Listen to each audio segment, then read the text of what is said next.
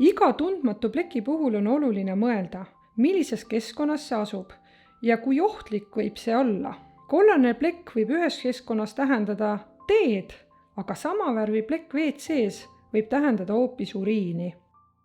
Või näiteks punane plekk ühes kohas võib tähendada tomatimahla, aga teises keskkonnas võib see olla veri.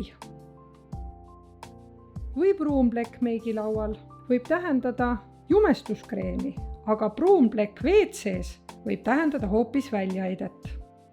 Kui plekk ja keskkond annavad alust kahtlustada, et tegemist võib olla eritisega, siis käsitletakse seda kui eritise plekki ning eemaldatakse vastavalt eritise pleki eemaldamise põhimõtetele. Kui on selge, et tegu ei ole eritise plekiga, siis ei ole vajalik ka desinfitseerida. Oluline on, et plekk eemaldatakse esimesel võimalusel. Värske pleki eemaldamine on kordades lihtsam ja tulemuslikum kui pinda kuivanud plekk. Mõeldes keskkonnale saadakse infot, kas tegemist võib olla eritisega. Kahtluse korral käsitletakse plekki eritise plekina ja eemaldatakse vastavalt.